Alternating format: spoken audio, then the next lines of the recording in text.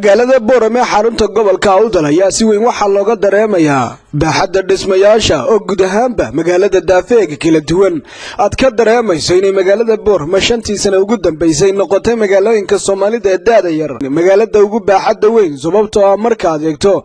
ganacsiga kala duwan ee maalinta ka dambeysa isa soo taraya taasoo laga dareemayo suuqyada waaweyn ee magaalada Boorame ganacsiyo casri ah barmaadkii maalinta ka dambeysa ku soo badanaya halkani waa supermarket casri ah oo laga furi doono toddobaadyada inagu soo foodle gudaha magaalada Boorame oo lagu magacaabo Ilay Supermarket kaasoo dadkii dhisay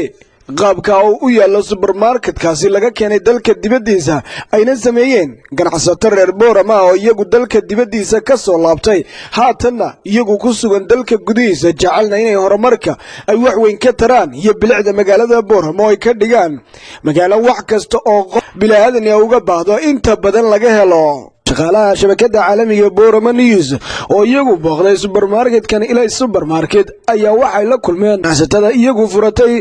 supermarket-kan iyo qaar ka tirsan shaqaalaha supermarket-ka Ilay sidoo kale khubarada caalamiga ee laga keenay dalka dibadiisa ee farsamaysay qaabka uu yaalo supermarket-kani ee soo bandhigida bilicda qurxoon iyagu u yeelay qaabkan ayaa iyaguna u warramay Boorame News waxa ayna ku jawaabeen meheradan Ilay Supermarket and Electronics oo aan soo bilownay imka muddo waxaan ka shaqeynaynay 5 bilooda ayaan ka shaqeynaynay hadda waa diyaar waxa aan furaynaa bisha sanadka cusub bisha koodeeda ayaan furaynaa insha Allah alaabooyinkana waxaan ka keenay dibadda waxa kamid ah China waxa kamid ah Dubai oo Imaaraadka ah waxa kamid ah Sacuudiga qaar ka keenay marka meelo badan baan isaga keenay waliba waxaan rajaynaynaa inaan inta ka sii balaarino hadduu alla qadaro oo aan sii kordhino qaybta elektrooniga hadduu alaabooyinka aad keentan maxaa kamid ah alaabooyinka aan keenay waxa kamid ah cadara aad u raali gelin doona macaamiisha oo casri ah waxa kamid ah elektroonigi mobiladii waxa kamid ah talaagadii qasaaladii alaabooyinkii lagu yaqaanay cosmetic-yada oo dhan iyo elektrooniga iyo supermarketyada ayaan halkan ugu diyaarinay dadweynaha macaamiisha maxaad ugu baaqaysaa qiimo dhimis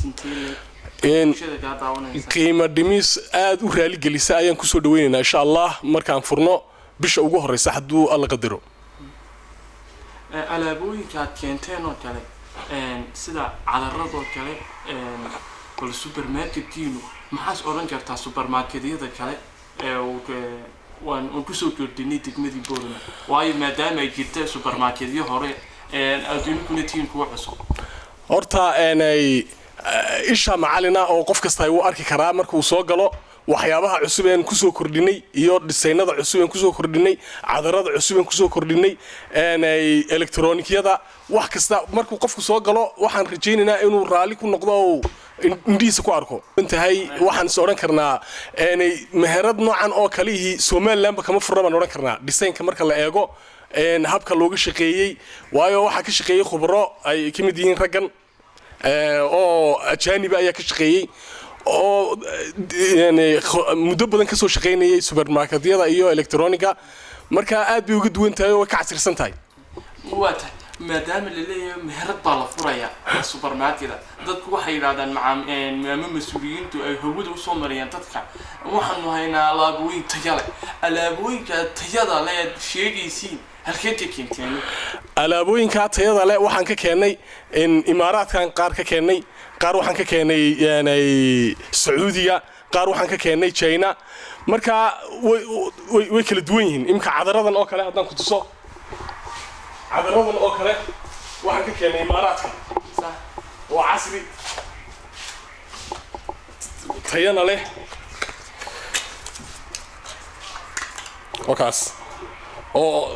qofku wuxuu isaga qaadan karaa jeebkiisu isaga qaadan karaa gabdho waxay ku qaataan boorsadooda yar bay isaga qaadan karaan haddana tayadiisa wad yaabaysaa oo kaama go'ayo muddo badan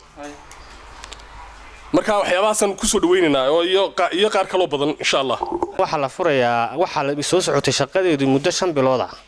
waxaanan furaynaa insha Allah waan ku rajaynaynaa sanadka cusub kowdiisa bisha kowdeeda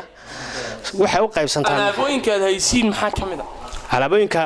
meheradu waxay u qaybsantaa 3 qaybood qayb loogu tala galay adeega oo ah qayb tim garanaysaay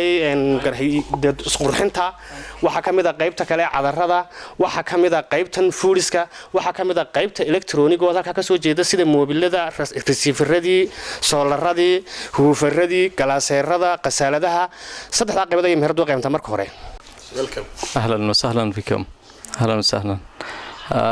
بصراحة يعني المكان رائع جدا والتجهيزات قوية جدا أول مرة أشوف يعني سوبر ماركت بهذه يعني الإمكانيات كل شيء متوفر يعني بصراحة في كل شيء عطورات تجميل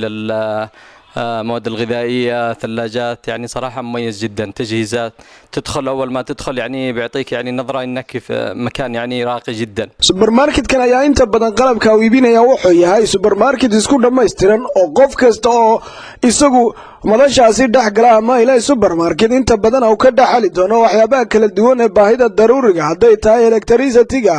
هي هديت هاي بتليفونات الذهب يو ألابتك كل الديون هوينكو يسكو قرحيان وهو الرياح مدوري شبكة عالمية بورما نيوز مقالة بورما.